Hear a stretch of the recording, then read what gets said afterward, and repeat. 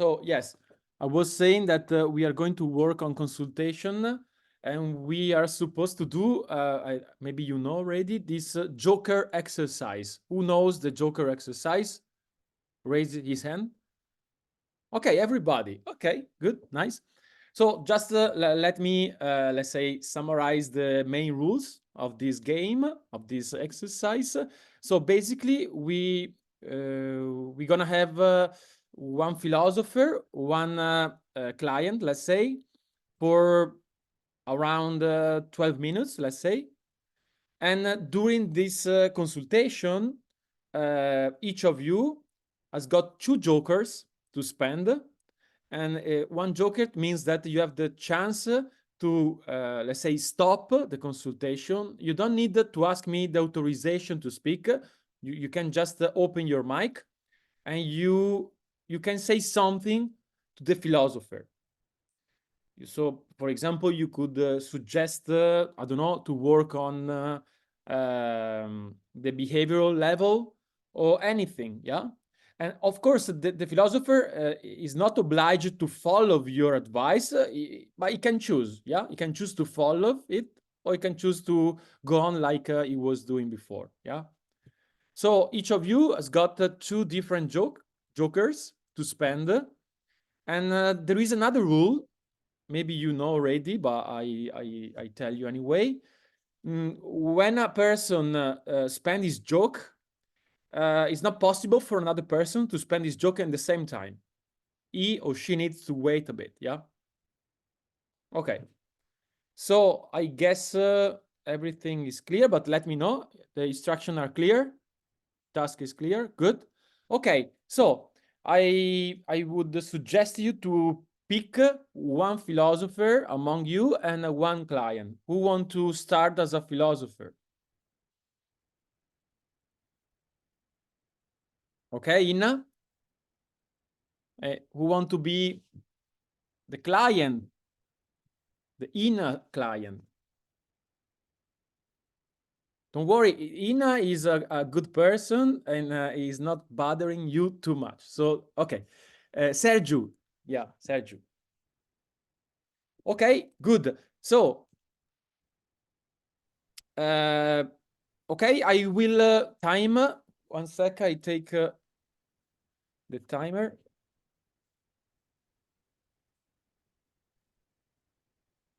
I think 12 minutes is good, so we have time to switch more couples, yeah? Okay, so Inna, you can start. You have 12 minutes from now, yeah. Sergio, hello. Is there a question you would like to think about? Yes, I would like to think about the reason why this morning, instead of sleeping while I was tired, I was looking in my phone. Let me write it down. Can you tell me the question? Yes. Why this morning, instead of sleeping, I was looking in my phone?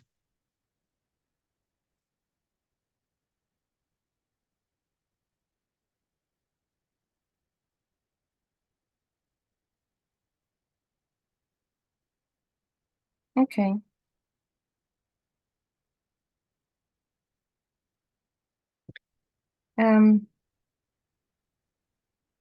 Do you often ask yourself why I did that instead of something else?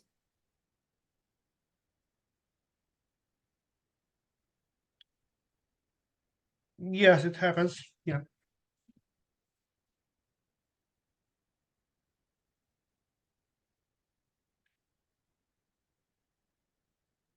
Okay, so I would suggest it happens. He's not taking positions, so ask him quickly to him to take decision. More you do it reasonably more often than what you think usual people do it or not. Okay.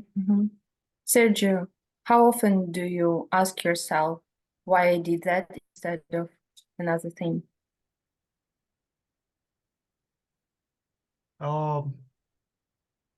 It happens once in a few days. I have a topic of it. Is it rather often or sometimes? I think it's rather often. Mhm.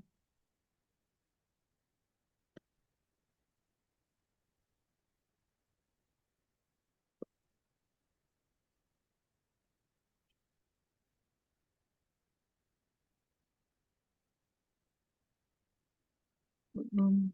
How would you name somebody's behavior when he blames himself? Why I did that, not that?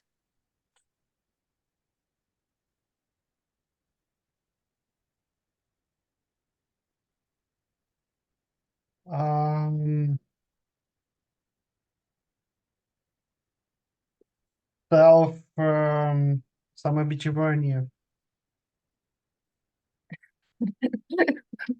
Just a second. We have language question. Yes.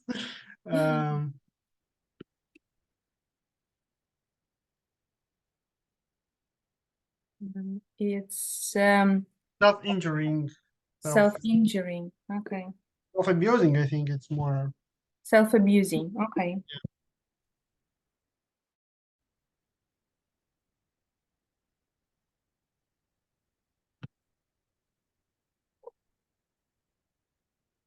Uh, so if you abuse yourself, so there is an abuser, and who do you abuse? How would you call a person who you abuse?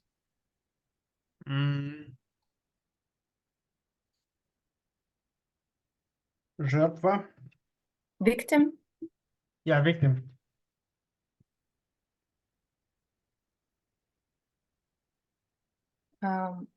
What do you think? Is the victim active or a passive? It's passive.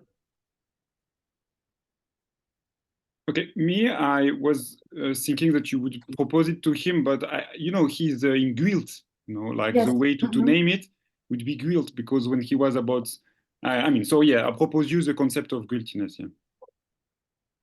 What is like what like do you propose just to tell him, like, do you live in guilt? I would have yes. When he proposed something, I would have proposed back the idea that he's in a constant feeling of guiltiness. So it makes he always feel I've not done right something. Mm-hmm. Okay, let me just add something. Okay, so the exercise is not supposed to, discuss. So basically, each of you who want to say something, it must be clear, okay, and in short at the same time. So in that case, Ina doesn't need to ask more questions and discuss. So make sure that you have something short and clear to say to Ina, so she can goes on and to decide what to do. So Ina, you can go on now. Yeah. Mm-hmm.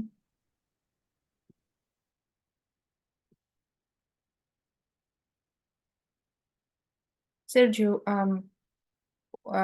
what is good about being a victim and a passive one? What is good in this state?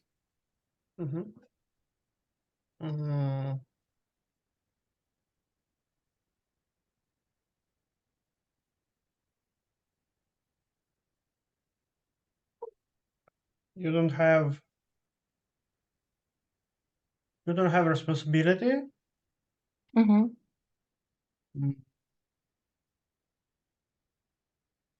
And that's the one.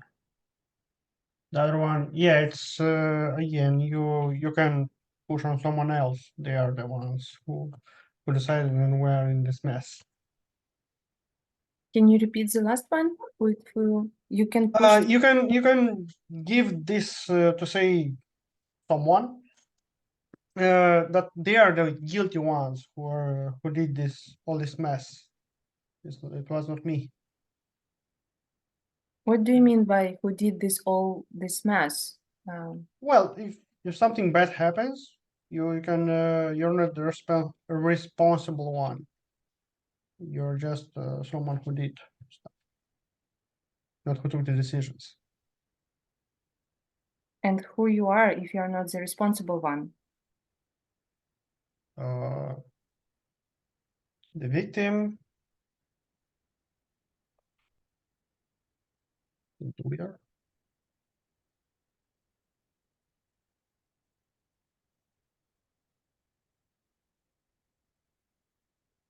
Okay. If a dog makes a mess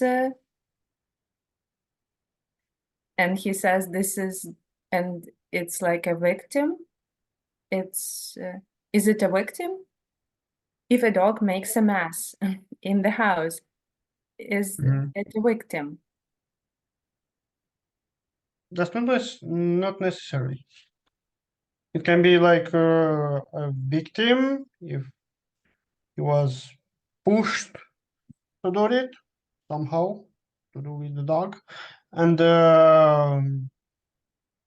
after that someone came and beat the dog, and he's a victim of something. But if he just doing something, if he just doing the mess and he's enjoying it, he's not a victim. He's like winner, you know, doer. Are Sorry, you I want to use a joker. Yes, please. The idea of passivity and being the victim was related to the idea of being the object of blame. And if you Right. are the object of blame, of course you're responsible. So here there is some kind of contradiction that I think it's important to point out. Sergio, do you see a contradiction? Between what and what? Between being responsible and being pushed.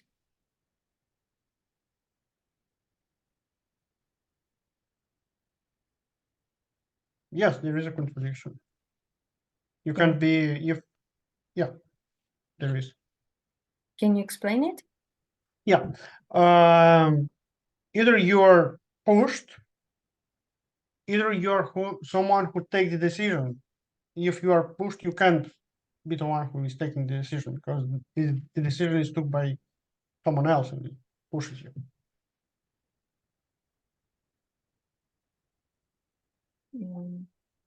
I'm a bit confused. Mm, Do you know why? I think yes, Why? because it's a little bit unclear. It's an unclear definition.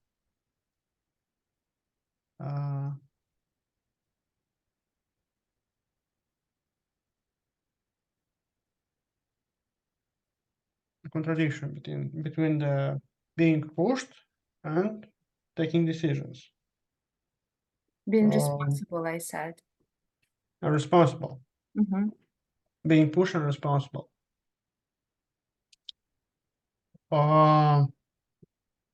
Yes, there's a contradiction because when you're pushed, And here's an no, insight. you can be pushed and be responsible, like for Right. yeah. Anyway, the action is on you, right? Yeah. Yeah.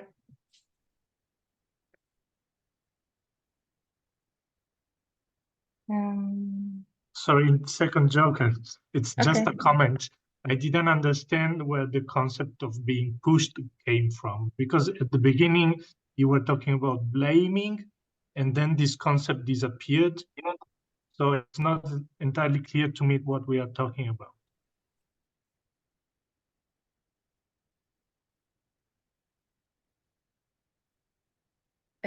Should I explain, Andrea, or should I go on? Ina, no, you don't need to now to discuss with Gianluca, but you can take his comment if you want to go back to some concept or to change direction of your consultation. So it's up to you. Yeah. And by the way, Now it is missing 20 seconds, but I will give you, let's say, 2 minutes more, so you can assess the consultation if you want in these 2-3 minutes more. Yeah. Okay. Sergio, we can go back to your initial question. Why Yes. this morning instead of sleeping, I was looking in my phone. Yep. Can you come up with the answer to this question?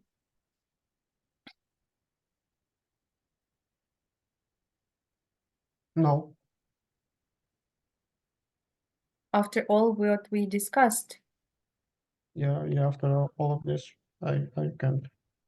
you don't see any connection. No.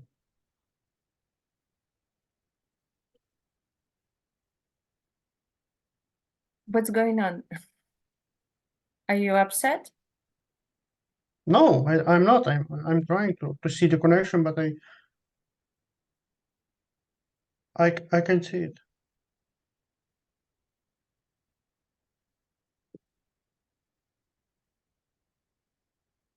We discussed. Okay. Yeah, so we were discussing more about my attitude about the question, but not about the reasons why I was doing one instead of other. Yes, I can see the answer now. So you said that you often ask yourself a question, why I did that instead of that.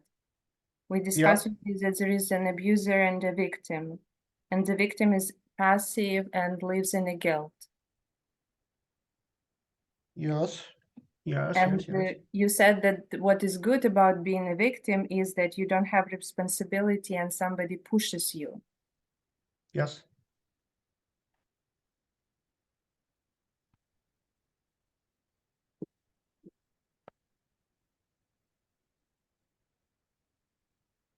So who is responsible for taking a phone? And who is responsible for pushing it yourself? Okay, I'm responsible, but it's still not clear for me why I did this way and not this way. Isn't it a passive position?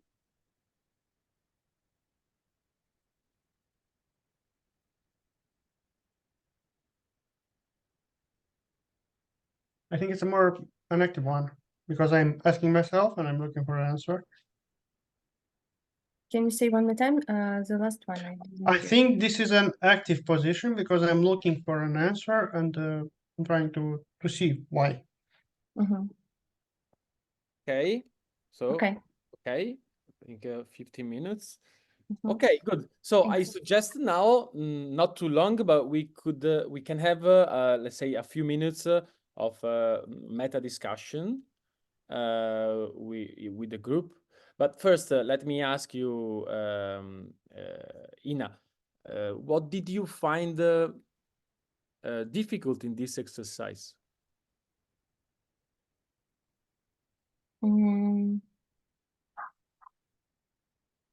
What was difficult is that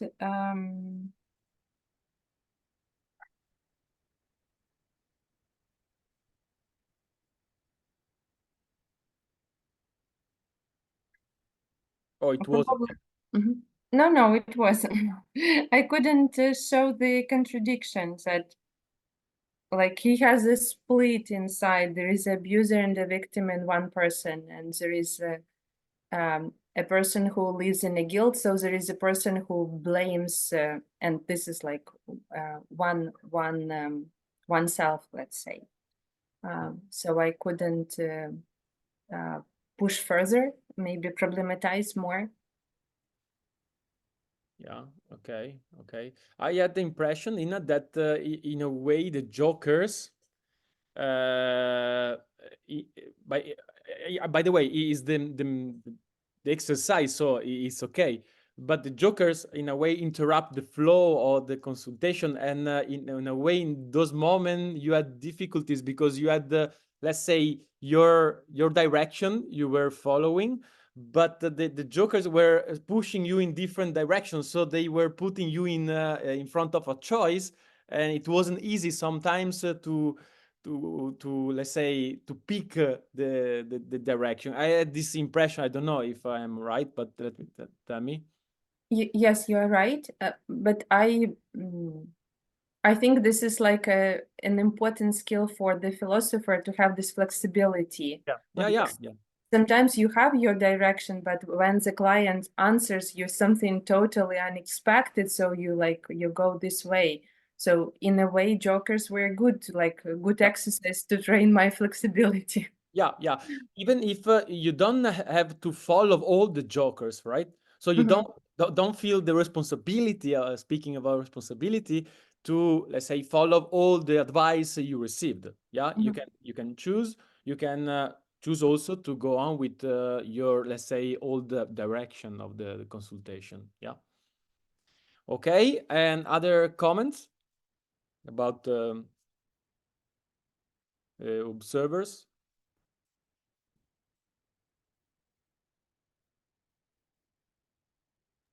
Sherry, want she's to, Oh yeah, Sherry. yeah, I noticed that Ina's consultation goes away from the specific initial question. She didn't mention something about looking at the phone and sleeping, but she goes general to analyze Sergio's situation. I think that's why Sergio didn't get the answer of the initial question. Okay, I have a problem of sound when you speak about the. Let me check if I understood. You are saying that let's say the discussion or the consultation is being far away from the original problem. Is that what you are Yeah. saying? Yeah. Yes. Okay, and that's why you think Sergio wasn't not able to find an answer to his original question at the end, right? Yeah. Right. Okay, and so do you think Ina went too far away from the problem? Not too far. Not too She is from the question, but it's not specific the question. Okay, so what would you suggest for a similar case next time? Um, it can be tried. Okay, in this case, it was fine or no, do you think? Mm, More yes or more mm, no? More no. Okay, and in this case, what would you suggest to Ina if you could go back and to use your joker? Okay. From the first question, I suggest to ask her, is this a problem for you? Why is it a problem? Okay, to check let's say, which is the problem behind the question, let's say. Yeah, Okay. deepening or clarifying. Yeah. Okay. Ina, what do you think about this advice? I like this idea. Sometimes I use when I don't know what to do with the initial question. I ask the question, what is the problem? Okay. Why This is it a time problem for you? this Mhm. time you knew what to do, yeah. Yeah, sometimes I use it and it's a good idea. Like, why is it a problem for you? But as Sergio kind of explained, he said that I should have slept instead of like watching my phone. So like he did something he thought was useful for him. He did not do something that was useful for him and was doing something I don't know, entertaining. Okay. So he kind of explained in his question, why is it a problem? At least this is how I understood it. Okay. Next time, Sherry, don't be afraid to use your joker straight away, yeah? Okay, I will. Do like Boris. Boris used the two jokers straight away, yeah, in 2 minutes.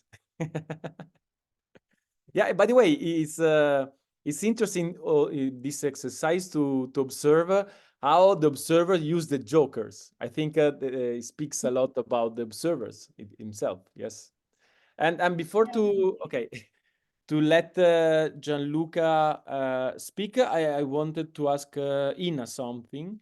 And you know, when at the end you asked Sergio to answer his own question, and he, at the beginning he was not able to see any link. Yeah, why didn't you propose one?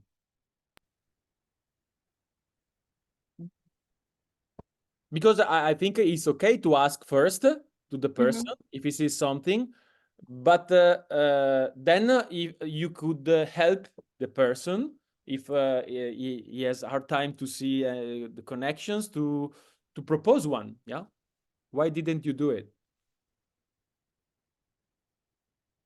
Okay, I haven't had a lot of consultations, but the ones that I had an idea to propose, but then I gave like 30 seconds more to the person, and he said like something absolutely what I didn't think. And Okay. I thought that like better give a little bit more time to the person to think, like not to take my way. Yeah, I think that's good. But Mhm. Sergio didn't answer, Didn't, no. and then you didn't propose, right? Yes, I didn't. Why? I mean, just curious because, but it's okay. I mean, it's not a big deal. I thought that it's like the discussion was too short, like we could have done Okay. more, and Yeah, he I would have want. come up with Okay, something. okay, now I understand. Yeah, in general, I agree with you. It's better to give the chance and the time the person to think. Yeah, I remember we work on that. But don't be afraid to propose something if the person is not able to come up with any idea. Yeah. Okay. Okay. Gianluca. Yeah, and then Paola maybe. Yes. I was thinking about the fact that in the first question, Ina introduced the concept of blame, and that was not part of the initial question. So it was a little bit like something that you introduced on your own, but it's not necessarily true that Sergio feels guilty and he blames himself. Maybe he just wants to understand why something happens, and he wants to understand why he behaves in that way, and not why does he accuses himself of doing something. Yes, yes, Gianluca, I agree with you. I noticed the same. I wrote down that because before Ina was asking, how would you call a person who often ask himself, why did I do it? And then I noticed this jump with the concept of blaming that in a way Ina introducing the discussion. But then I asked the reaction of Sergio was interesting because he accepted this jump, let's say. So in a way, I think that blame is it could be related with the Sergio, maybe not directly with the previous question. So in that case, at the beginning, I said the same to myself. There is a jump, but then I said, okay, maybe it was something interesting. But let's ask Ina why how she arrived to that conclusion of blaming with that jump. Ina, what did you say? Where did you see blame in asking oneself, why did I do that? Sergio proposed the word self abuser or self. Sergio, do you remember the word? In other words that you used? Yeah, self-abusement. Self-abusement or something else. But that was an answer to your initial question when you asked how do you name someone who blames himself for doing something instead of something else. That was your initial question. Yeah, that question that you're speaking about, Ina, was after the other question of blaming. Okay. I So, don't remember that I used the word okay. blame. I think how would you name someone who says why I did that instead of that? Yes, you did it. And then he answered. And then you ask, let me read because I wrote down. Okay. Thank you. Okay. How would you name a person who blames himself? Okay. So you see here there It's is the a jump. jump. Yes. Yeah. Yes, I see it now. And you think now why you did that jump, or is now it's too late, let's say, too difficult to remember? Or you have any hypothesis?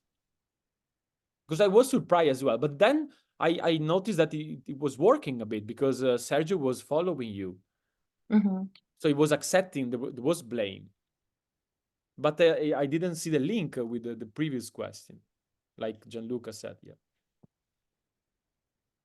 Okay, Boris, you have an hypothesis? Yes, I also wrote down the same comments than you and Gianluca about blame. And I think that even if it works, because it can make sense that there is some negativity behind this his attitude, it would be good to propose and to this for him to see and to accept or not this negativity in his action. Okay. So you are saying, Boris, that by asking why did I do that, he sees a problem in the action of doing that. So Sergio thinks it's not good to spend time with his phone in the morning. It's implicit. Yes, there were some implicity, so, but let's check. So, I mean, as an assumption, I would see that compared to I should have slept on, instead, I was with my phone, it was behind, but, so that's why Ina talked about blaming, or so she added some negativity, but I would have first checked with Sergio in order just for him to make clear that he is, Yeah, I understand. So basically, you agree with this link, but you would suggest to go step by step and before to make sure that there is this negativity clear for the client as well. Yeah. Okay. Yeah. Ina, what do you think? You agree? Yes, yeah, I take this idea. I think it's a nice one before throwing it, check with the client, and then agree. Yeah. Don't forget, Ina, that the aim of the consultation is not to finding, let's say, reasons or answer. That's part of the job, but is the process itself. So it's not, let's say, a competition who arrives before to the answer, let's say, but it's more a walk that you do with the other. Yeah. Okay. And then we have Juan Carlos, right? Or Juan or Juan? Juan Carlos. Sorry, Juan. Yeah, sorry. That's Juan right. Carlos. I have a suggestion as to why Ina went for blame. I think she had in her mind the concept of victim because that's what she developed. And I think that was the reason why she introduced it. And why do you think she had this presupposition of victim in her mind? I think she wanted him to answer that through the question of blame. What do you call somebody who blames himself? Or what is a person who blames himself? A victim. Because that's the concept that she developed later on. Okay, but do you think she was projecting this concept, or there was some element in the discussion they had that could push her to think that concept? I think she found this idea within the content that Sergio gave. So it was in the discussion. Correct. And where was? Do you remember in which part of the discussion is linked the idea of blaming and victim? I think the idea of the Boris mentioned, it's within the question. Yes. Okay. It was implicit in the question. Yeah. Correct. And I think Ina wanted to use that to get to the idea of victim. Okay. Yeah. So basically, she saw something like straight away, and then she followed that direction. Correct. Okay. I think that's my hypothesis. Yeah. Let's check. Do you think can be an explanation, Ina? Well, I went to this victim when Sergio proposed self-abusement. this was his answer. I asked him, how would you name a person who says why I did that instead of that? And he said self-abusement. And I asked him, so there is an abuser, and how would you name another person inside? And he said a victim. So I used his elements, let's say, in the... Okay, so you are saying that the jump was before, but not in the passage between blame and victim, right? That's not. Okay, okay, good. And Paola, I saw your hand up. Yeah. Yeah, I wanted to say the same because I observed what Ina just said, and I think that she made a small jump saying blame with this blame concept, but then it was Sergio that actually did the big jump saying self-abuser. And then I was really a bit, honestly, I was a bit lost since it seems to me so much. And I was afraid that I missed something, but I think that I didn't. Wait, why, Paola, do you see a jump in Sergio saying self-abuser? Because she asked, how do you call someone that does that? So that is blame himself, I guess. Yeah. Yeah. And self-abuser is strong. Maybe okay. Questioning yourself. I mean, abuser is a lot. Okay. Yeah. Okay. So there was a bit something to explain that in that very strong negative connotation. Yeah, self-abuser. Yeah. Yeah. It's excessive for the context, let's say. Exactly. I mean, he didn't really accuse himself. It was more like questioning himself or like putting himself into discussion, but not really abusing himself with this question, I believe. Okay. Yeah, I think it's interesting comment. Let's check with Sergio. We have lucky we have Sergio as well here. Sergio, why do you think a person who blames himself is a self-abuser?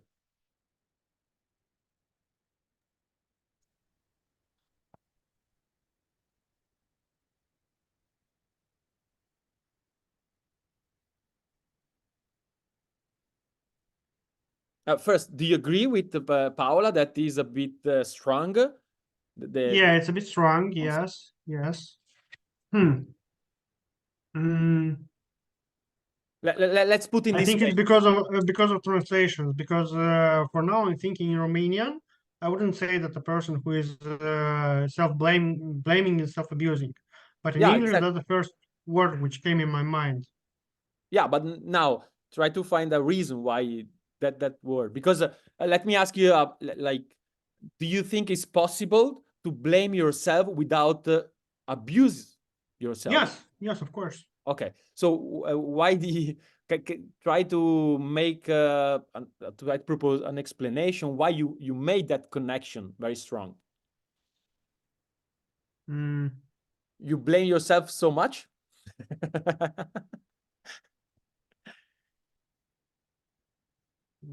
Sometimes it happens, but more often no. I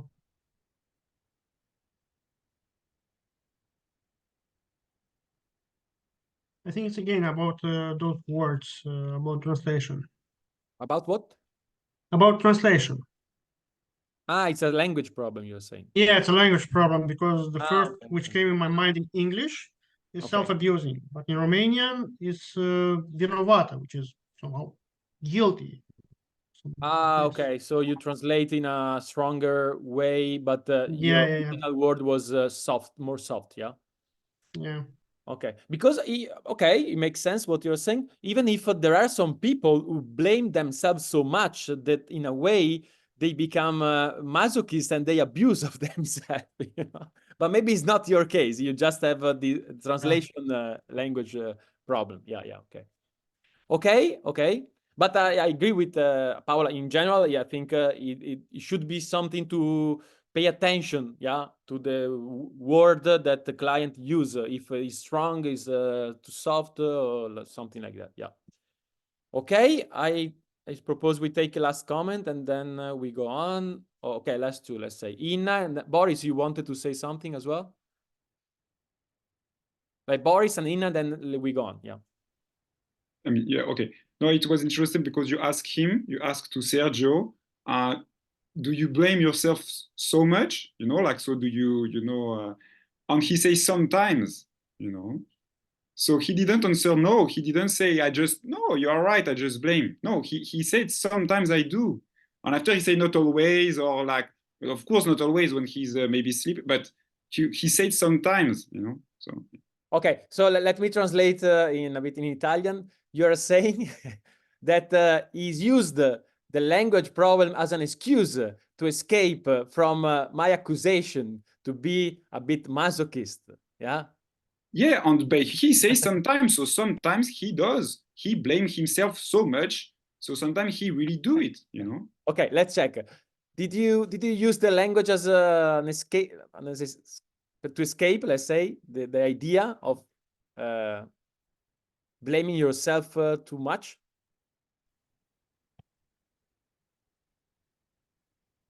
Or no?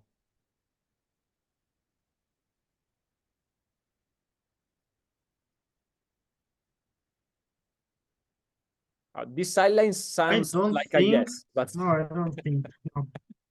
I'm thinking. I'm looking if if I'm accusing like so much. It's not. No, I don't think so. okay. But you said it happens sometimes that you do it. Yeah, sometimes it happens. Yes. And this is not the one of that sometimes. This morning, no. Okay. Okay. Okay. And Inna, last one. Yes. When I asked Sergio this question, how often he does that, he said rather often. So, Wait, asking what? Remember the question? yes, about blaming. I would say, okay. I asked him, is it rather often or not? And he said rather often. I have it in my notebook. And Sergio used the first time the word in Russian, which he asked me to translate, and I also didn't know it. And the word is very strong. It's beating yourself up. Okay. It's even stronger. It's even stronger than self-abuser. Yes. So it's not guilt, which he then I don't know, hid down, let's say. So when he said at the beginning the word in Russian, it was very strong. It's like religious, very strong word when you are suffering and beating yourself for doing something wrong. What is your language? Your mother tongue language, Sergio? It's Romanian, but I learned Russia from like 5 years. We are also. And you used the Russian before, right? Yes, he used Russian, which I understood. Ah, yes. okay. So it's true that your Russian word was even stronger than the English one? Yes. Yes. Okay. And it's by chance or there is something behind?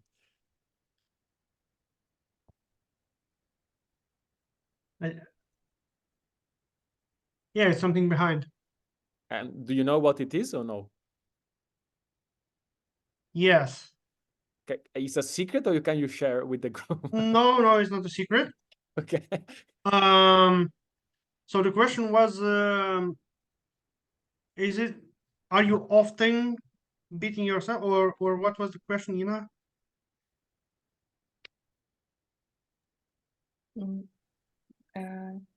Well, how would you name a person who often does this, like saying themselves, like why you did that instead of that? Yeah. I So, asked, how would you name this behavior? And the first word, how would you name this behavior? This was my last question when you said beating yourself up, like self-beating. Yeah. Yeah. So I somehow mixed those, the idea of feeling guilty and objective and subjective, because he was asking about the somehow objecting. Do you often do this? And I took it somehow subjective, thinking that is it often for me or is not often for me? Like, do I have some situation when I'm blaming myself without a reason, without like having some ground on it, something like this, and it happens like more often than I would like to. or that I would like to Yeah, but change let me my ask you, behavior. is just a problem of how many times you do it, or it's a problem of intensity? Because the word Yeah, it's used, a problem of intensity. It okay, happens like more often and more hard that I would like, okay. or that I think is good. So Boris was right. Yeah. Okay, okay, good one, Boris. So okay, so I propose to you just to end this conversation to be less harsh and with yourself. Okay. I mean, you can blame yourself, but you don't need to beat you up when you blame yourself. Okay. No, I don't beat like just psychology. Okay, okay, but it's interesting. You see, Sergio, how many resistance we have, even if you are not aware of it. Yeah, you were resisting to the idea of Boris, but at the end, it came up thanks to the Russian, by the way, that it made sense. Yeah. Okay. Yep. Okay. So in a way, the Inna jump was right at the end. Okay, so maybe that explains why you did that jump, Inna, because the Russian word was really strong, and you saw the blaming there. Yeah. Okay. Okay. So Gianluca, we need to learn Russia to understand the jump of Inna. Yeah. Well, the jump happened before the Russian word came out, but in the end it worked. Okay. So there was the Russia was the confirmation that the jump was in the right direction. Okay. Okay. Good. Good. Okay. Okay. Good. Okay, it was interesting, and I propose we switch couple, and we find a new philosopher and a new client. Who want to be the philosopher? Okay, we have two. How can we? Okay, okay. It's okay, Juan Carlos. You can go. Okay, Boris doesn't like that game, so you be the philosopher. Who want to be the client? Okay, Paola. So, Juan Carlos, you have, let's say 12 minutes, then maybe I can, if I see that you're still going, I can give you 1-2 minutes more like with Ina, but you can start now, yeah. Hi, Paula. Hi, Juan Carlos. Is there a question you would like to answer? My question is whether I am more of an introvert or more of an extrovert.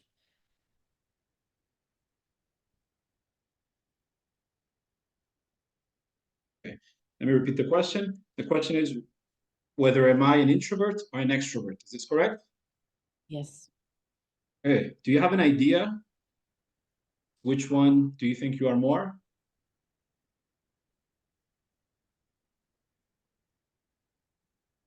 I'm more an introvert. Okay. Do you have a best friend, Paula? Do I have a best friend? No. No. Do you have some very close to you that you can Yes. think of? Yeah. If I ask this person, is Paula an introvert or an extrovert? What would they say? They say that they don't know. They don't know. Yeah. If you don't know if somebody They is an don't know. what? Sorry, I don't know whether I say they don't know whether I am. I don't know. That's what they would say. Yeah, exactly. Yeah. Why do you think they would say that?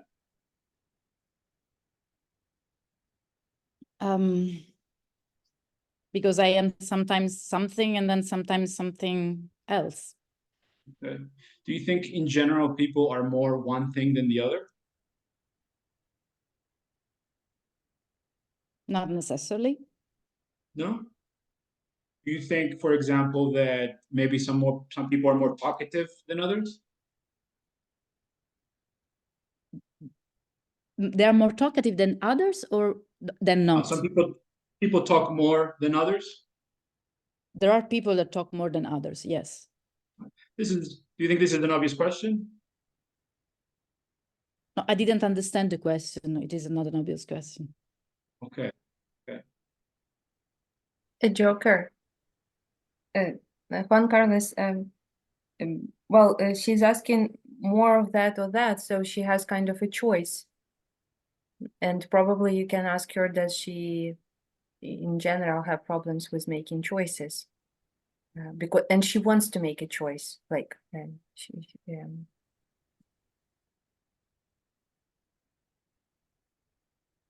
Paula, is it difficult for you to make a choice to choose one thing or the other?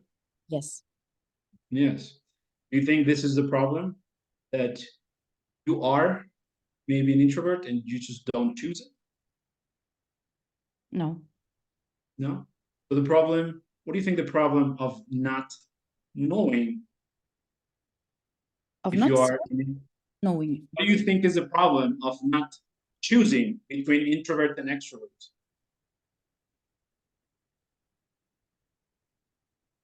What is the problem of not choosing? Sorry, I didn't understand your question. Okay. You said that you don't know whether you are an introvert or an extrovert, correct? Yes. And you say you have difficulties choosing, correct? Yes. What is the problem between choosing between an introvert and extrovert? I like them both. Okay. So you have problem choosing things that you like, selecting one between two. Yes. No. Can a person be an introvert and an extrovert? I think so. Yeah. Why not choose both? I chose both. Now you choose both. I would choose both if I can choose. Okay. You said if I can choose, you can't choose? Is there something holding you back? I'm not sure you can choose to be an introvert or an extrovert, not completely. Okay. I asked you if you could choose both, and you said yes. Okay, And I so my joker about, so she used I'm not sure completely, not always. So she's always going to the absolute to in order not to make choice, like, so she needs to be sure things needs to be absolutely true in order to make choices. Yeah. So this also she's blocked by choices because she wants things to be perfectly rectangular. Can you repeat that? The last part? Angular. This desire of exactitude, of exact things, blocks her from making choices.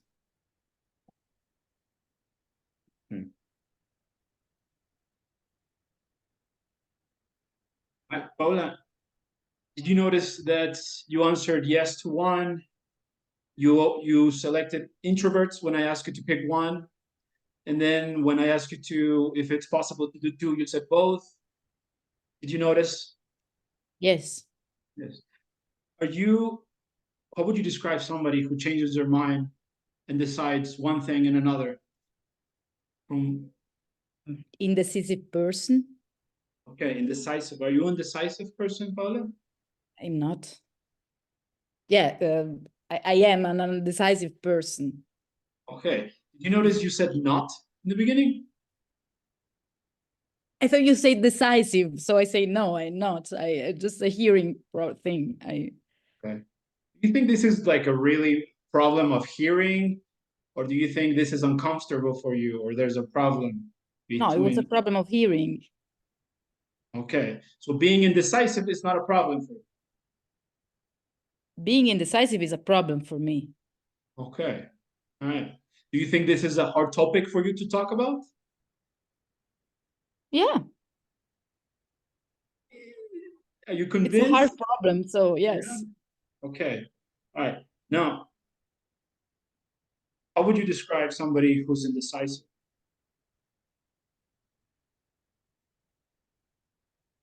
A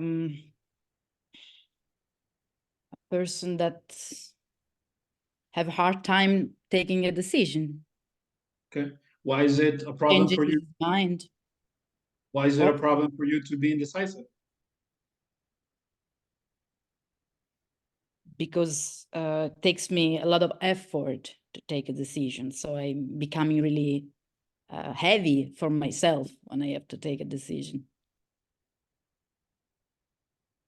when you decide something, it's an effort and it's heavy for you, correct? Yes. Do you think this is normal for people to have effort and to be heavy to make a decision? No. No. Would you say that this is for everything or just for some things that you have difficulty choosing? Some things. Things. Can you describe what kind of things? It's heavy and it costs an effort. I can make an example. Is this what you're asking me? Did you hear the question? Did you hear the question? Yes or no? You asked me whether there is something in particular. It's okay. It's okay. It's okay. Listen to my question. Did you hear the question that I asked you? Yes or no? Yes. Okay. Can you answer the question? Yes or no? Yes. Okay. Can you please answer the question? Things like, do I want to study that or that? Okay. At university, for instance. So choosing a career is a difficult choice. Yes. A hard choice that comes with effort and heaviness. Yes. Why are these choices have effort? Why do you think they have effort and heaviness?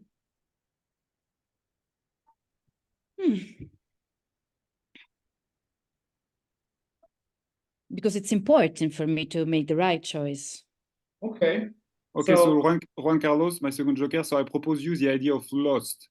I feel from the fact that she's talking about university, choosing place, it's a big deal to make decision. I propose you the idea that she's lost. And this is where bring her some tension because she absolutely wants to go out of this lostness. And this is taking a lot of energy in addition to this difficulty to choose. And she has difficulty to choose because she's so much put pressure on her on herself to choose.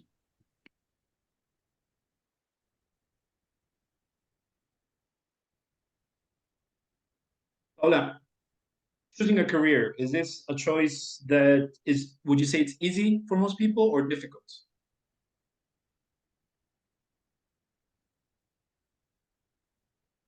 I'm not sure about it. Do you not understand the question or is it difficult to answer? I have difficulties in answering. Okay. If I ask, for example, do people have difficulty choosing a career in general? Do you think that a fair question or no? It's a fair question, but I don't know how to answer to it. Okay, so you think that making big decisions in general is a hard choice for many people, correct? You are saying it. It might be. I don't know. I would say half. I have no idea how is for other people. Sorry, my joker. I feel like, Juan Carlos, you're trying to demonstrate that it's a very normal thing to have difficulties in making decisions, but I don't know if this is very helpful or if this is a way to go.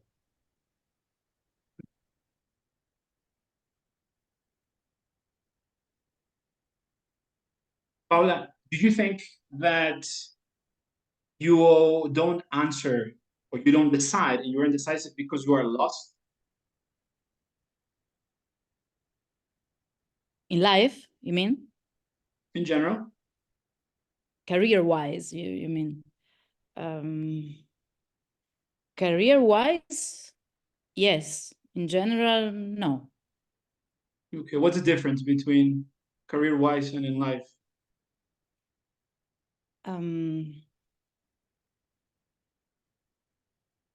Is career not part of life? But it is not, I'm not indecisive about everything. I mean, now in this particular moment, I'm lost about my career. So okay. Juan Carlos, I give you 2 extra minutes to assess the consultation. Yeah. So, in general, Paula, do you think you're an indecisive person? Yes or no? Yes. You see a contradiction between what I just asked you and what you answered before?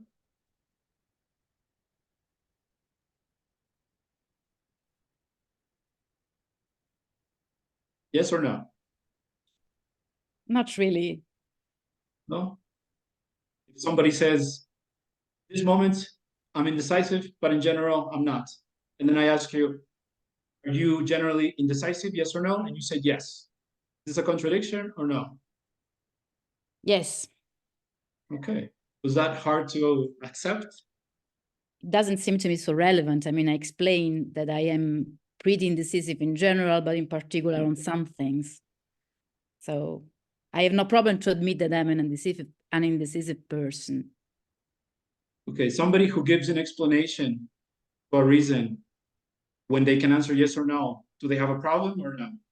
Maybe they like to speak. I don't think they have a problem. It's what's easier to say, yes or no?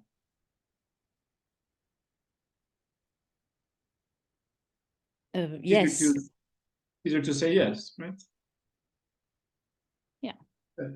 So would you say that in general, how would you answer your own question with this idea of indecisiveness?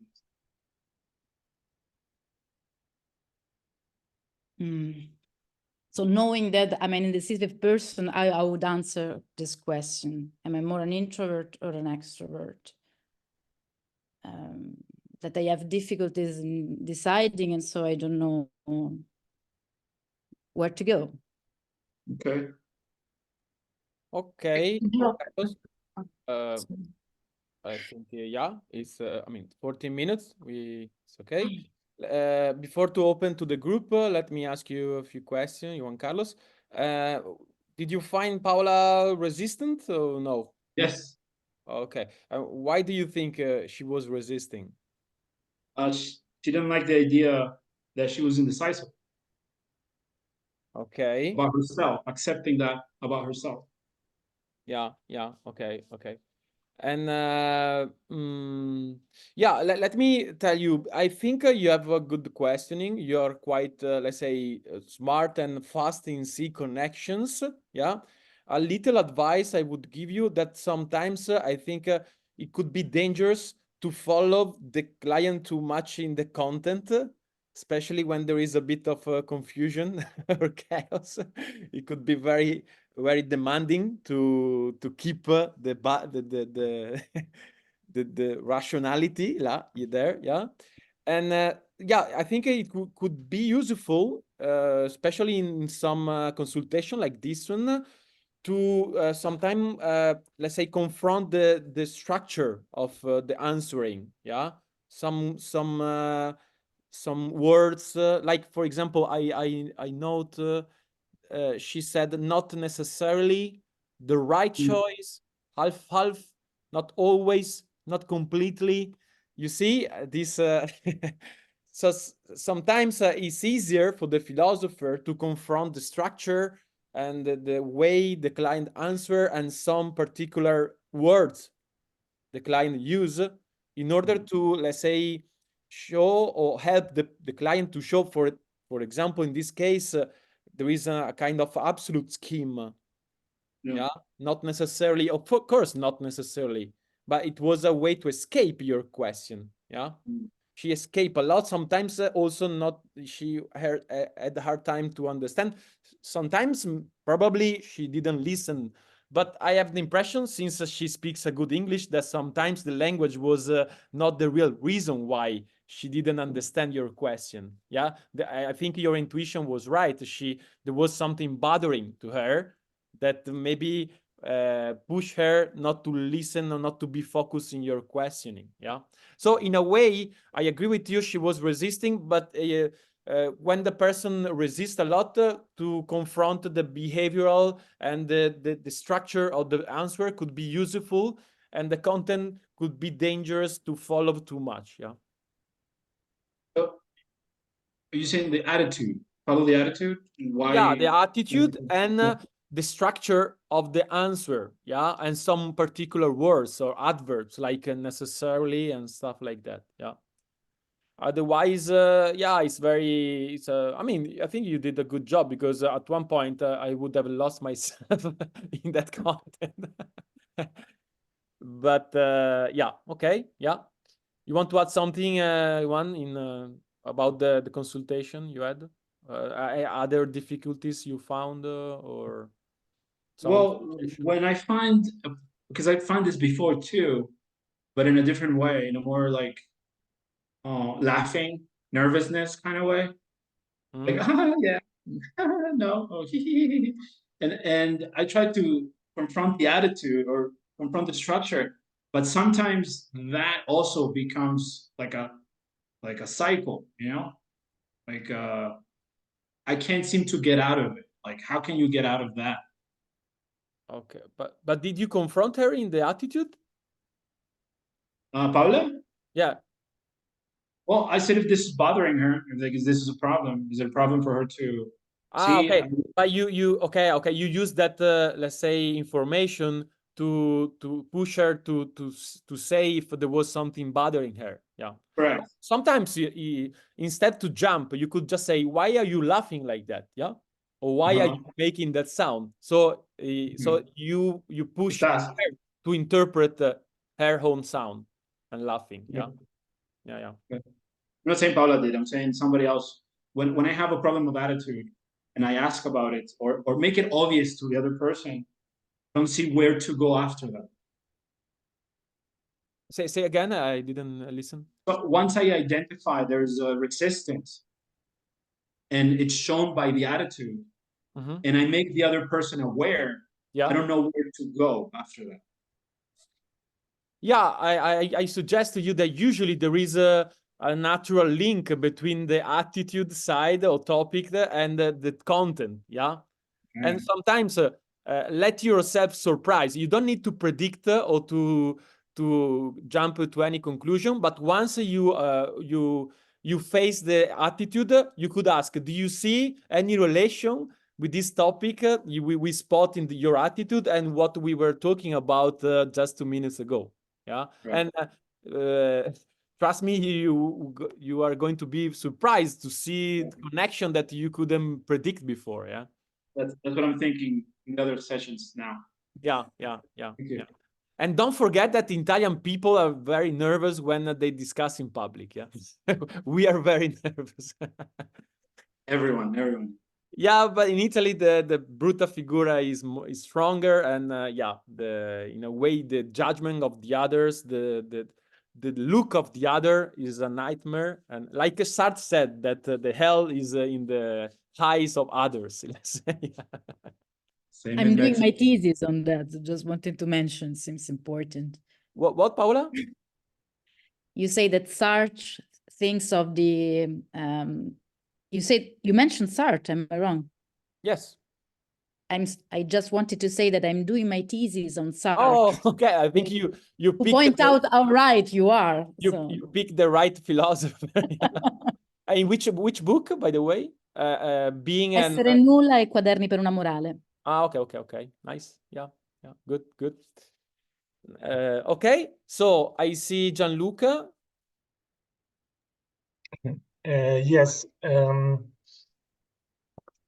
Sometimes I wonder why philosophers who do consultation to have like 100% answers, like either you're indecisive or you're not. Like, why can't you accept the fact that she can be decisive about her career choices, but maybe she's not about the place where she wants to live, the person she wants to live with, and all other things in life? Why can't you accept that a person can be indecisive just in regarding the career?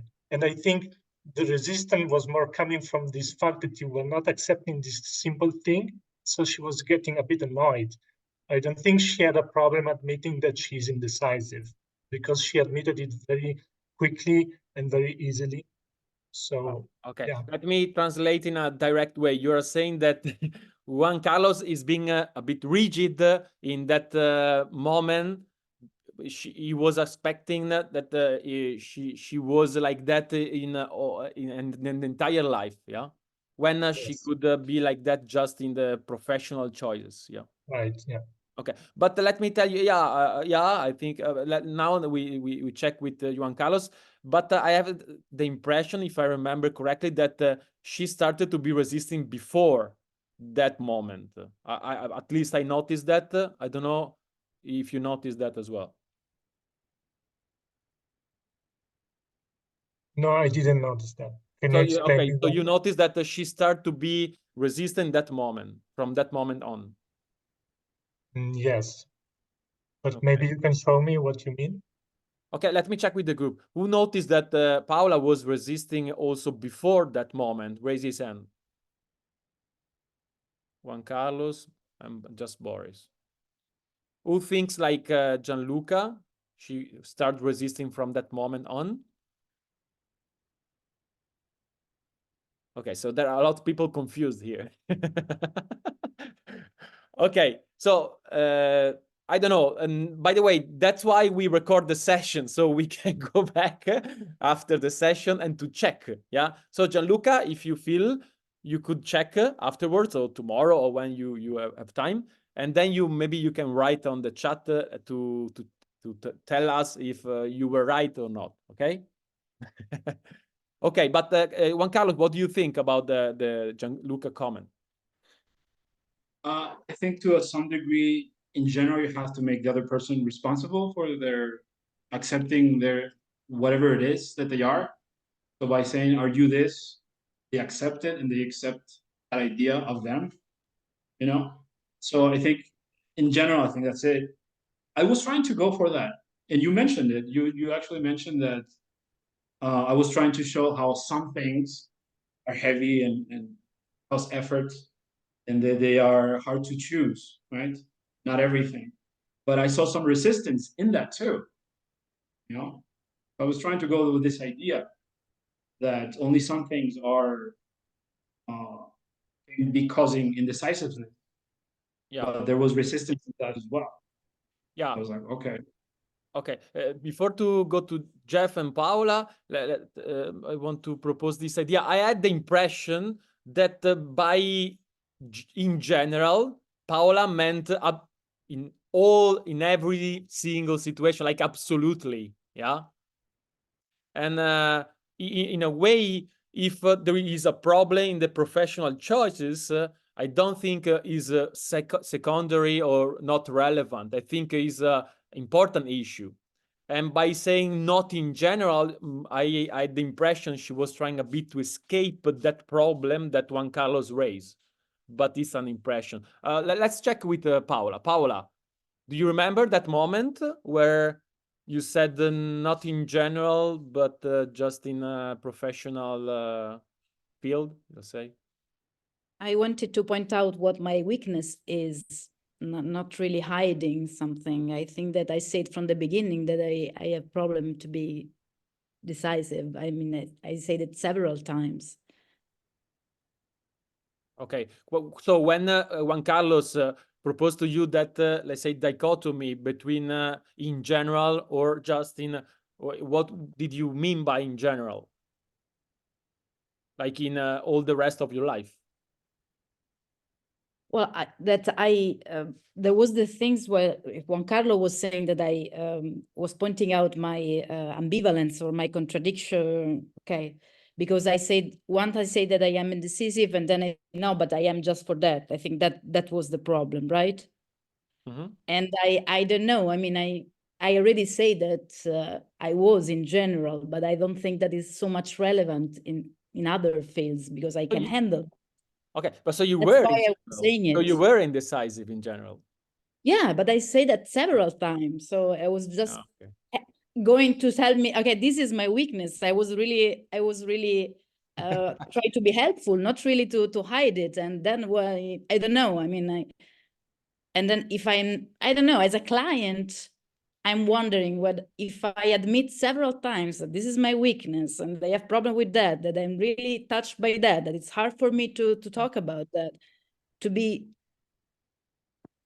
insistently accused of not saying is I don't know is okay, but let me pleasant, you know? Okay, but I don't understand. Even let's say that you said you said it several times. So why in that moment you said that it wasn't the case in general? I don't understand. Because we were talking about when it was a problem for me, and I meant it in my career things is a problem, not for a lot of other things.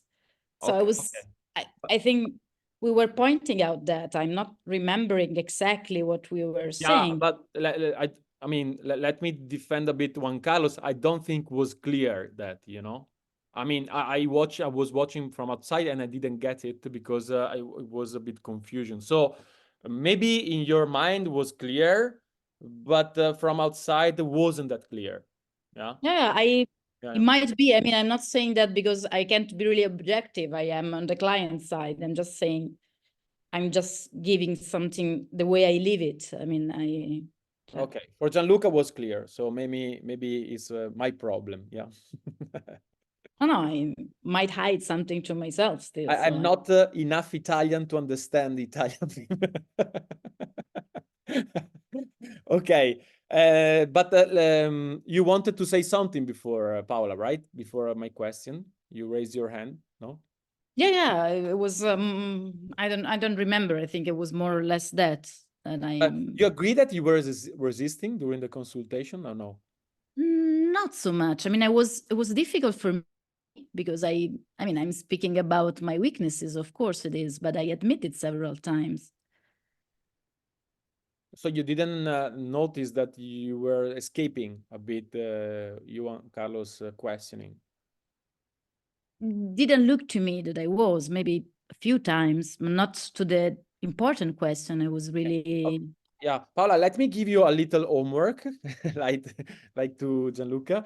So could you rewatch your, let's say, 14 minutes of consultation? Can you try to see if you observe any resistance, any let's say, try to escape, yeah? And if you see them, can you share in the chat with us? Okay. Because by the way, it's useful to me as well. Sometimes I made some consultation as a client and I didn't see something. And then I rewatched the consultation and I saw much more. And I noticed something that I couldn't notice when I was in the consultation. So maybe it's not the case with you, but I think it would be interesting to try. Yeah. No, as a client is really hard. I mean, you can't really be an observer. Exactly. Yeah, exactly. So can you do that? Yeah. Okay, good. And there was Boris, it was Jeff before. He didn't speak yet. Yeah.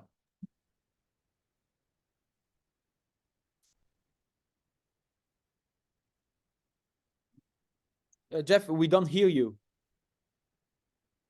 You have a microphone problem? Oh, okay, now I think I hear you. Yeah. No. Okay. Now, yes. Yes. Now, yes. Okay. Good.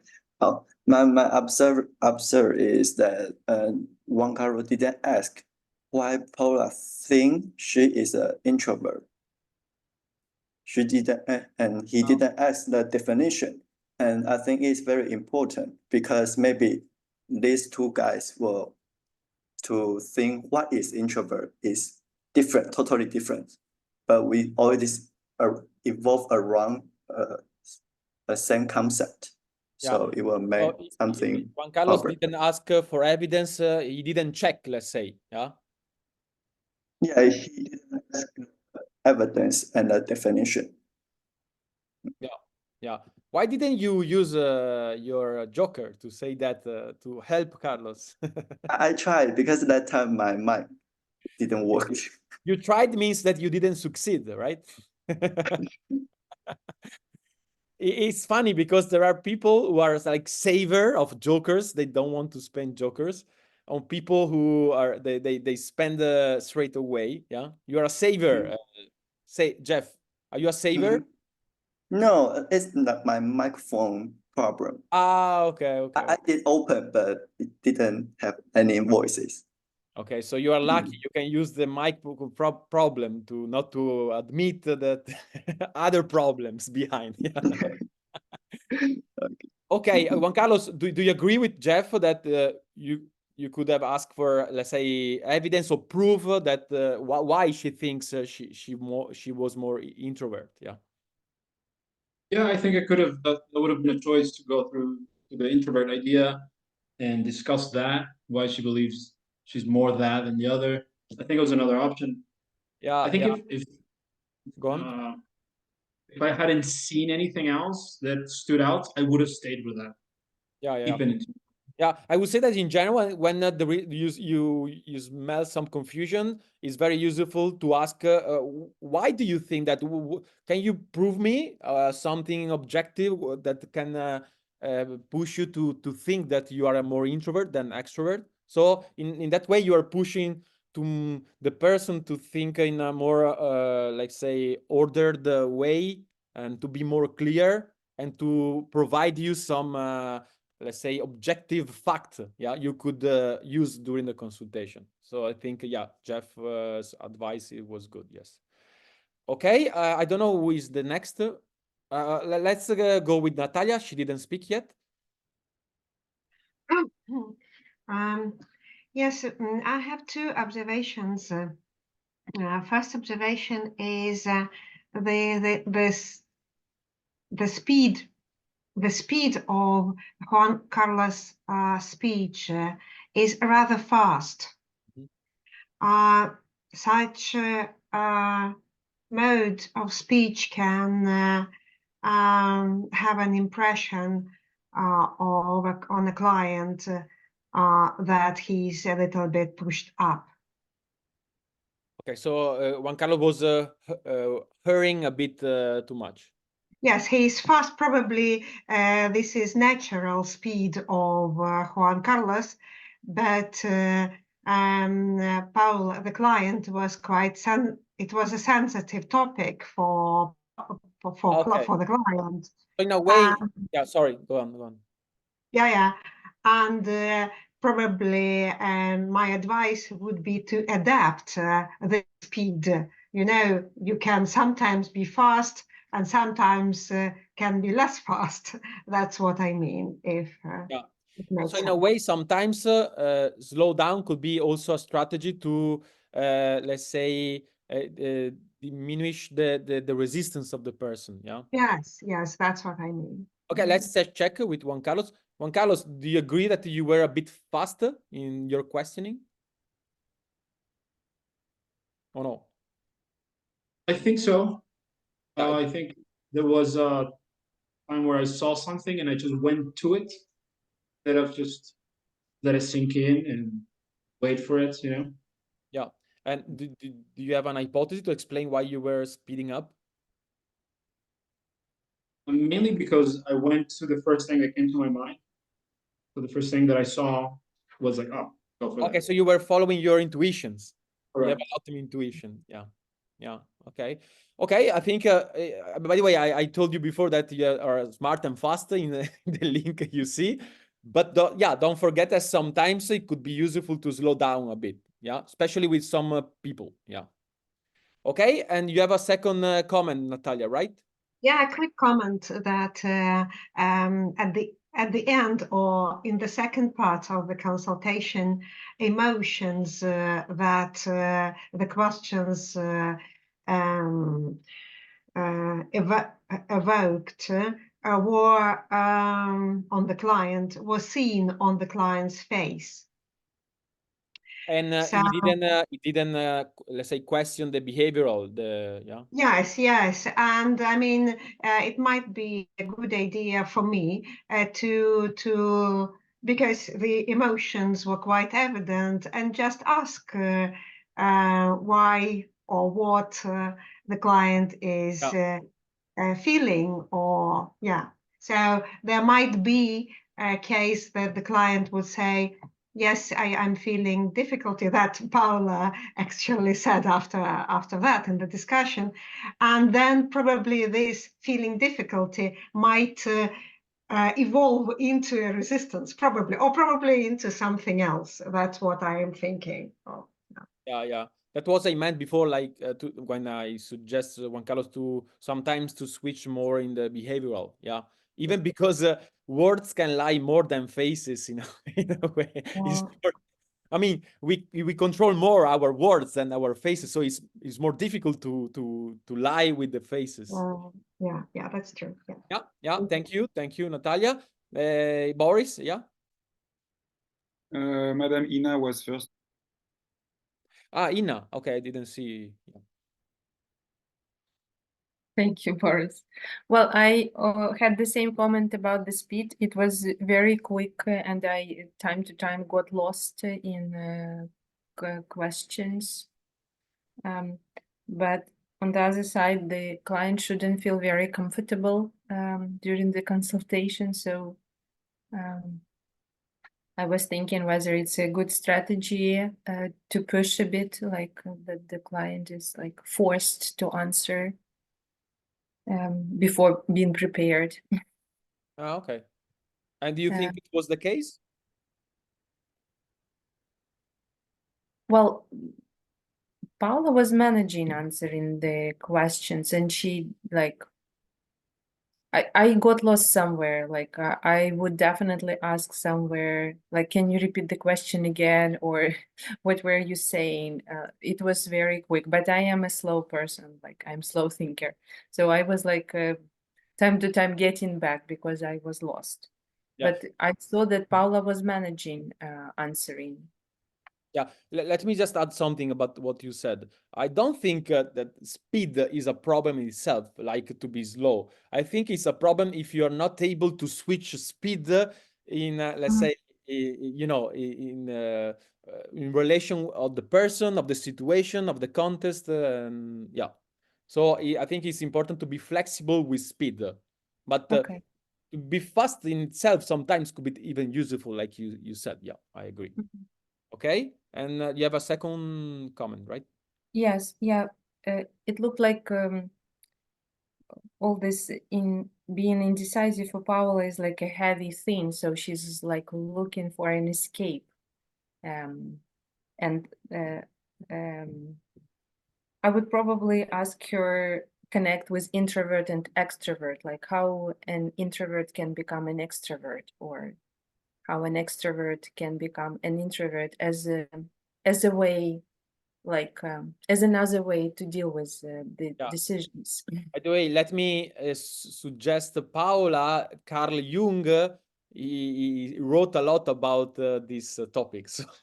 If you are interested, you can read some books of some works by Jung. You know Jung, Paola? Yeah. Yes. Yeah. Okay. Yeah. And yeah, okay, Inna, thank you. And Boris, it's your time. Yes, so first thing is that about her attitude. So she multiple times did some deep breathing, as you know, with overwhelmed by situation. And also she touched her neck like this multiple times during the talk. And touching your head like this, it's really I'm overwhelming. So we think about things to check. It's what I saw. You're saying that she was a self-abuser of herself like that? After it can be, so it's just this with also the deep breathing on touching her hair. I mean, there were things to explore in her physical movement. And how do you interpret those actions? But it's showing some insecurity, at least, some stress, some discomfort, and even, and my words that would be overwhelmed, And I think that this I connect with what I said also during the talk, that she's overwhelmed by her current situation of being lost.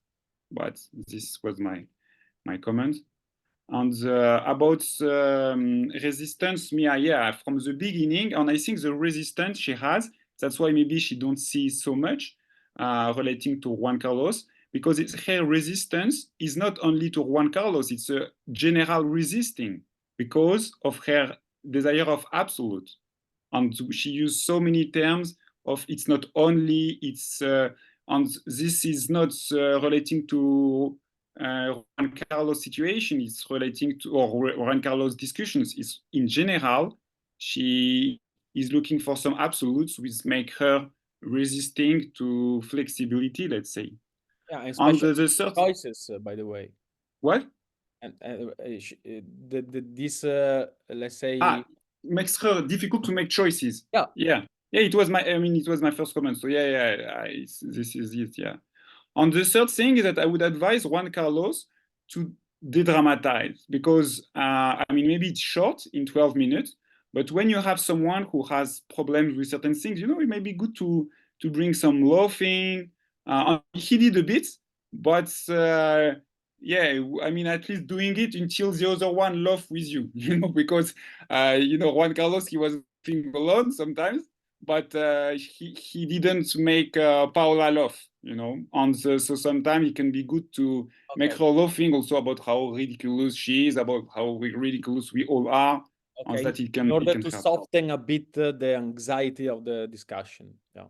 Okay. Yeah, the takeaway is very good also for her, to see how it is funny to be as ridiculous as humans, Yeah. So Juan Carlos, irony or even jokes sometimes can be useful in consultation. You like telling jokes or no? I actually do. I tried at the beginning with a friend, and I tried to make it like comfortable. Yeah. So sometimes we don't have the same type of irony of the client, so maybe okay. Yeah. It happens a lot to me when I teach. I make jokes and nobody laughs. And when I say that was a joke, everything laughs at me, not okay with me. Okay. But before to go to Gianluca, let me ask you a question, Paola. Do you see a connection between desire and the absolute and be indecisive? Or no? Yes. Can you explain it?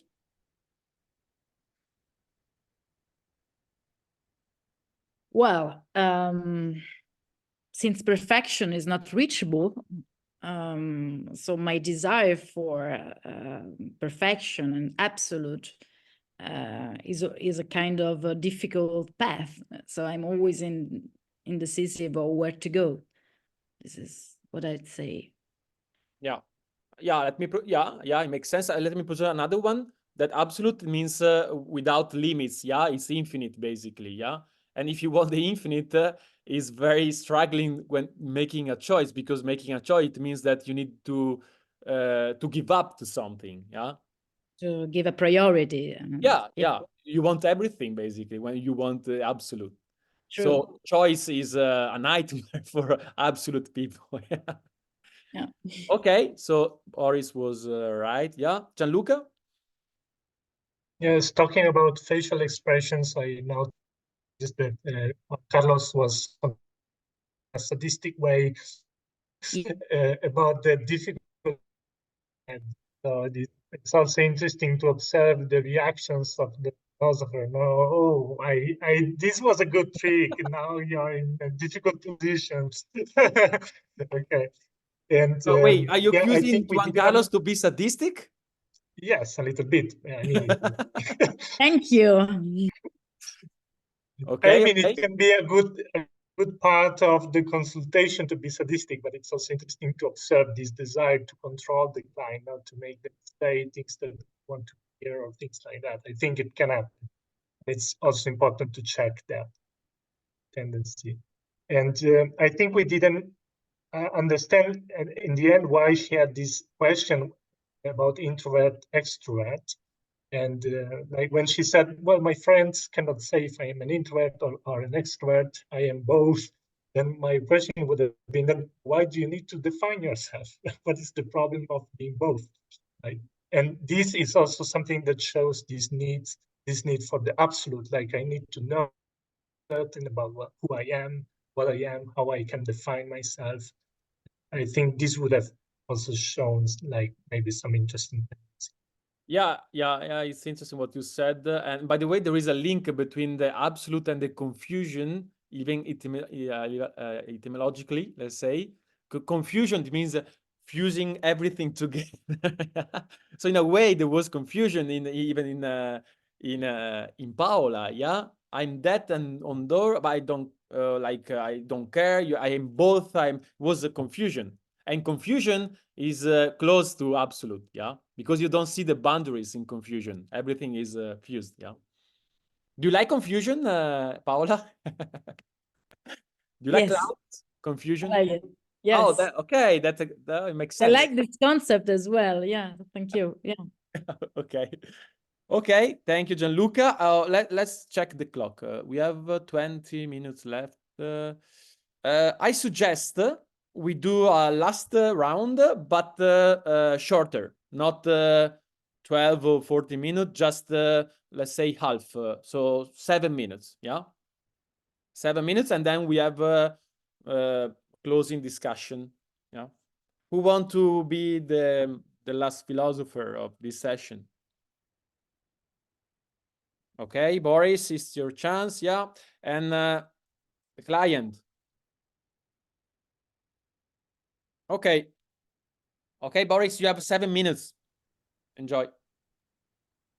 Hello, dear Gianluca. Hi. Do you have a question you would like to discuss with your friend? Yes, my question is, how much should I examine myself? How much should I examine yourself?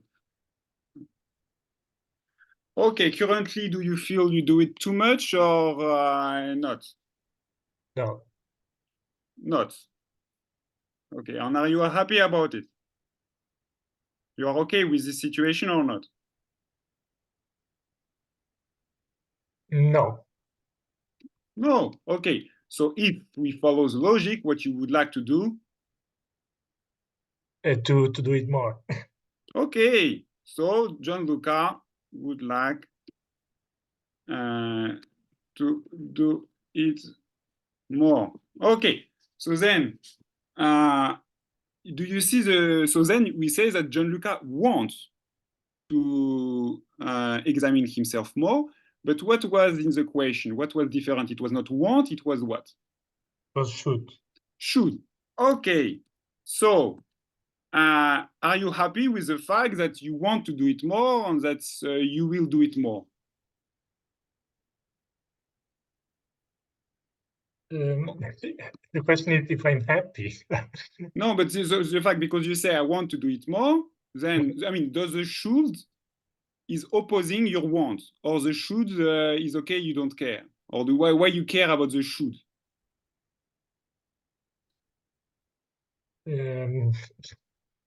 I'm getting lost in your question. Can you formulate exactly your question? Yeah, so my question is, okay, you have the want, so you want to do it more, so why caring about the should? I wonder what things are worth examining. Okay, sorry, I don't follow. So what the should is introducing? Let's be more clear like this. What the should is introducing in a question? Yeah, the idea that I should examine the things that are worth examining. Okay, so I will propose you the idea that the should, it means that there is a kind of morality, there is things that are right to do. Okay. Okay, do you take this idea? It makes sense for you or not? Yes, it makes sense. Okay, so then. Sorry, Boris. No. You're talking about very abstract thing. Maybe it's good to understand what it means. Examine myself for Gianluca, and also he says what is worth examining. Like what are the criteria to identify what is worth examining? Like what is it? Like character traits? I don't know. Some weaknesses. What is it? Because it's very abstract talk. Okay, I will probably go there later. Okay, so this, do you often, look at things with the should, or you are relaxed to follow the wants, what I want? I think I follow the should more often. Okay, so you are a should person. So a should person is connected. You as a should person, you are a moral person. Yeah, as we said Yeah. before. Yeah, you are a moral person. Yes. Okay. Okay. Okay, on the moral person, he has to analyze himself or not? He has Yes. to. Okay, Yes. so then at least you are very lucky because in this situation, the should and the want goes together. Right. Yeah, at least so. So we have an answer to your question. Yeah. Do we? But do we ask you, my dear friend? So do we have like an answer to your question? How much should I examine myself? Do we have? I think you're suggesting I should do it as much as I want. First, Gianluca didn't watch you. He seems is watching his note. Sorry, I didn't hear. I think Jeff said that I wasn't watching the camera. Okay, to point out this phenomenon. Yeah. Okay. Thank you, Jeff. Sorry, I don't get what. Jeff was saying that Gianluca wasn't watching the camera during your say dialogue. Yeah. So Jeff wanted. Yeah. Okay. Yeah. Okay. Okay. Uh, And he didn't answer the question with a yes or no, and it was the second time you asked. Okay. Juan Carlos, I'm remember confused. that you are not supposed to use two jokers at the same time. So, okay, but it's okay. It's okay. We are not that rigid. Yeah. Okay. Good. But I right. I'm a bit okay. So about what question he? Okay, so I don't understand the comment of Juan Carlos, and I'm a bit lost. Okay, so but let's say so.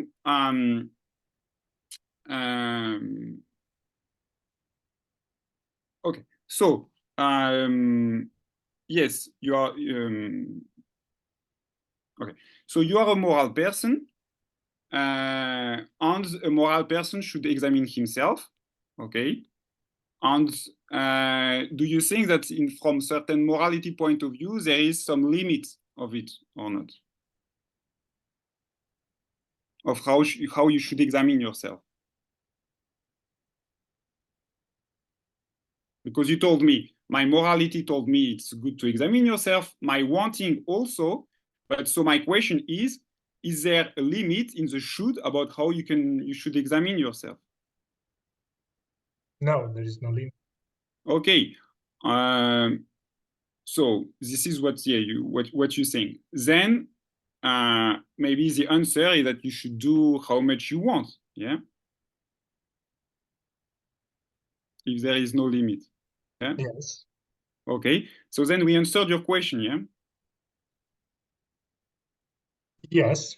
Okay, then let's go back to the opposition that we discover, about the moral person, and this opposition between morality and the should. In your life, do you have some tensions between your should and your want? Okay, Boris, I will give you one more extra minute, and then we go to the discussion. Yeah. Okay.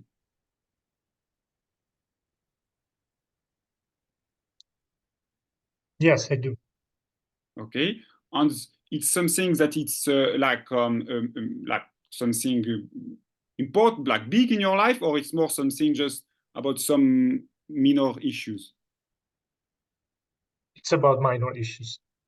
Minor issues. So in general, the should and the wants are not intentions together. No, they go together. They go together. Okay, so it's great. Okay. And yes, we answer your question. Okay, Boris, I think we reach a nice, let's say, conclusion. So now we can start to discuss a bit together. And okay, Boris, what do you have any observation about what just happened between you and Gianluca?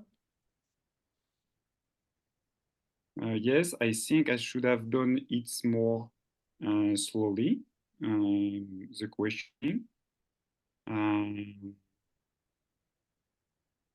I especially wanted to be a bit more slow following our discussions, but I just automatically went too fast. Yeah, probably the idea to have half time didn't help you to go. Yeah, also. On the after, yes, with the should and the want, I was yes, happy to hear. I mean, I was we found a few things. They were not so many difficulties. So yes, we answered the question. We found that he wants to do it more. The should, there is no limit to it, and the should also push him to do it. Okay, what was your main difficulty in the consultation?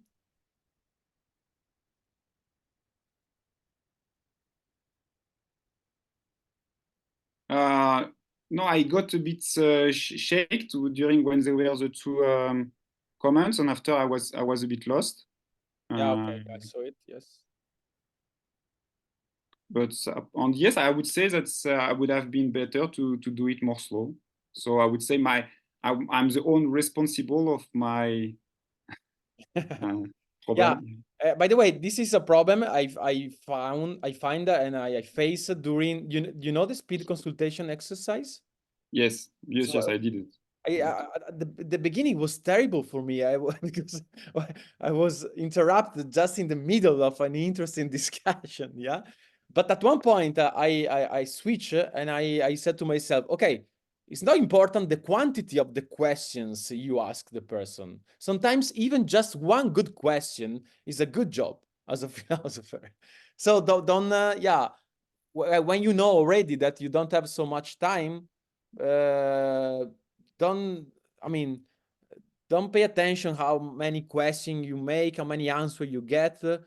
Focus more on a few questions, a few good questions is enough. Yeah, that helped me at least in improving a bit in the speeding exercise. Yeah.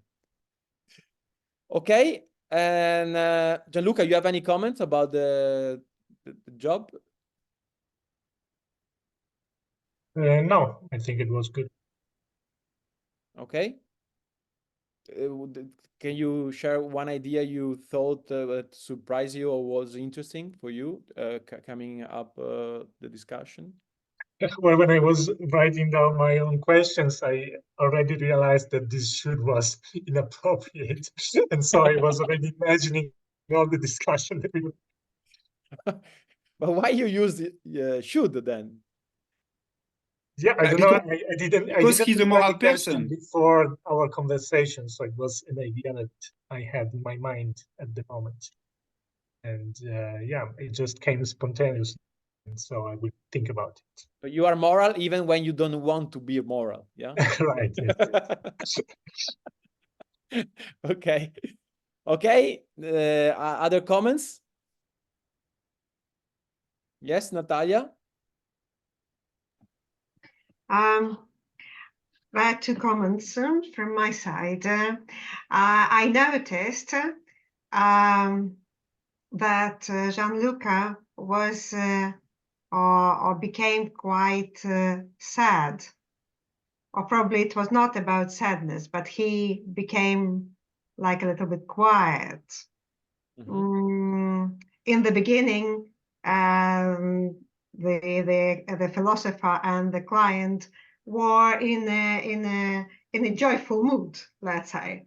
Yeah. But then in the second part, by the end, the mood has changed of the client. It's true. I noticed it as well. But did you identify what made him change mood or no?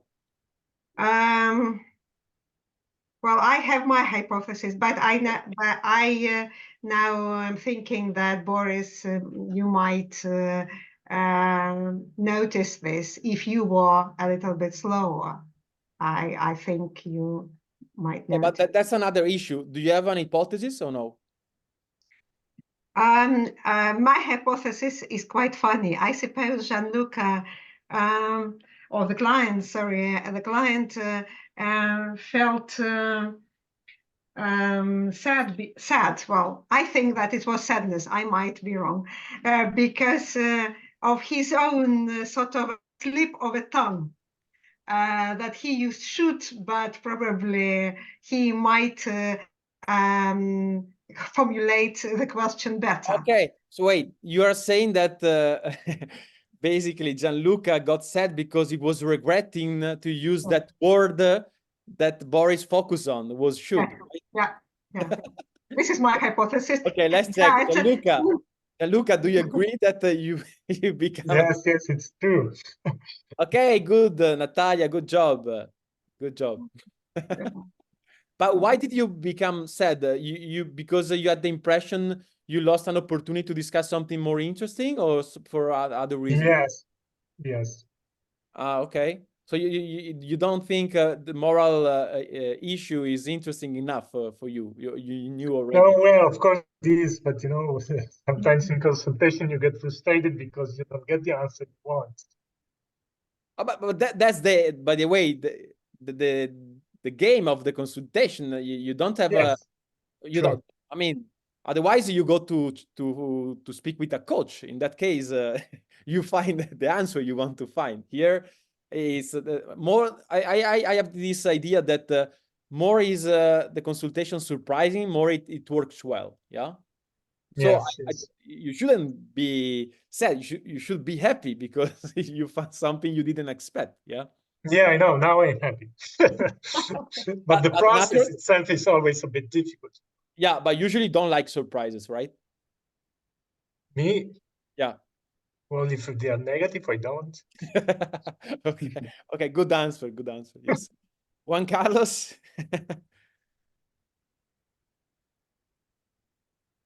I don't know if Natalia wanted something else to say. Is that it? I think Uh, no. Yeah, Natalia, I had, you add oh, something? thank you. Yeah, thank you. Carlos. Yeah, I had two observations. My observation is that Boris was the philosopher was very much concentrated on his own agenda. Yeah. And we all noticed this when Boris, at least 2 times, he repeated to himself, okay, so we did that, like a tick. We did that, okay. We answered your question, okay. So this focus on the task, on the content, actually we discuss a lot, can probably prohibit the philosopher to look at behavior or attitude or concentrate on the process. Yeah, I think it's right. I was the impression you were solving an enigma or a riddle, you know, like enigmistic exercises. Yes, and that's why I think he was bothered from the jokers because he was interrupting his all his thinking. No, yeah, he has his plan. Yeah. I think Boris, do you agree with Natalia or no? Yes, I agree. That's as a way to protect myself and feel less insecure. I quickly, when I do consultations, build some structured in my head of where to go. And I agree that it has, of course, some downside. It brings me more protection. It brings me the ability to catch the client, but it has some downside. Where it's of course harder to go in another direction. Yeah. And since I'm following you as a tutor, let me tell you, connected to what Natalia said, that I think it was visible and it was linked to the speed and a bit what Natalia just said, your fear of being lost, of nothingness, of knowing when you don't know what to do. Yeah. So when you don't have any plan, any schedule prepared. Yeah. So in a way, my advice would be reconcile a bit with let's say not knowing what to do, yeah, with nothingness, with in a way, if you trust, you're gonna find a direction anyway, even if you didn't prepare anything, yeah. And that help you, I think, to be more available to the other. Otherwise, you are more focused on yourself, or your own agenda, like Natalia said, yeah. Yeah, makes sense, you think? No? Yes, it makes sense. Yes, I agree. Yeah. Okay. And Juan Carlos, yes. It's funny how everything is connected. What we're saying, what Gianluca said, that he found it sad and this and kind of like upsetting to not go with the idea of to go with a different idea than should. It's the same time that he was looking down that Jeff mentioned, and it was the same time he answered the question twice.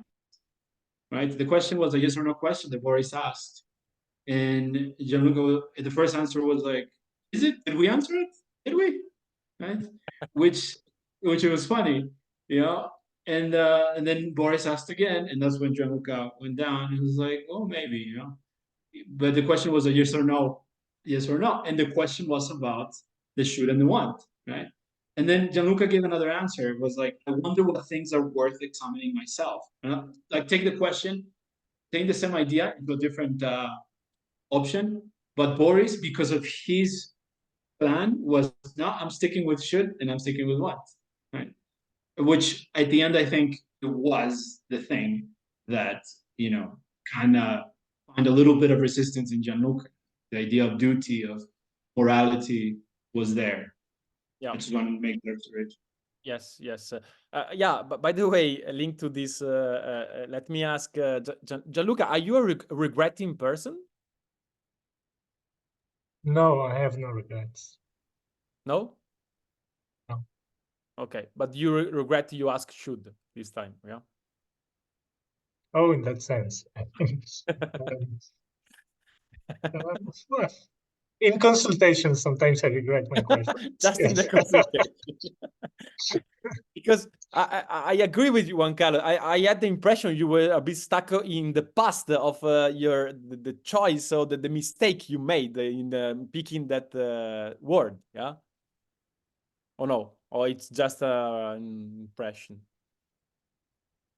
Yes. I remember also the consultation I had with Oscar last summer that like I was like, okay, I should have asked a different question. Like my problem is not solved. I didn't get the Okay, answer. so I mean, that can prove that you're a bit of a regret person, you know? I would say it's not like that I have a tendency to regret, but that when I want answers, like want to know what to do, like what is right. I think it's more that than being regretful. Can you repeat what it is for you? It is more like it's more that I want to find answers to know what is right, and so it's more that than being regretful. Okay, it's greedy. It's greedy. Yeah. You are greedy of answers, so you Yeah. want the perfect question, or you want to ask more questions, so you okay. Yes. And that goes with the self analyzing that you were discussing with Boris, by the way. How should I have to work on myself, something like that, yeah? Yes. Okay, I see. I don't know if Ina raised, let's go with Ina and then Boris, yeah. Yeah, I wanted to point out the fear that was not discussed yet. The fear of missing out, because he said what is worth analyzing. So he wants to find out his, well, I drawn, but it's like this question, how much should I examine myself? Like what is worth studying or analyzing? So he's afraid to lose something. Or I have another hypothesis, there is a fear to find out something, because Gianluca is a moral person, so there might be a fear of like finding out something, I don't know, not moral, let's say. So this was my comment. It might be overinterpretation, but I thought about this. Okay, just a quick answer by Gianluca to check. No, I didn't. I don't see that. Okay. Anyway, you can rewatch the consultation if you want. I mean, I don't know if it's true, but it could be, let's say, an interesting exercise to check again. Okay, thank you, Inna. And Boris. Yeah, that it was interesting to hear Gianluca when he was talking about the consultation he had with Oscar. He said, "Oh, I had a question and I wanted to know what is right to do." On the what is right to do, it's such a moral things. I would never say I want to know what is right to do. I would say like maybe if I have a question about what I want to do or what can give me pleasure, but what is right to do is such a moral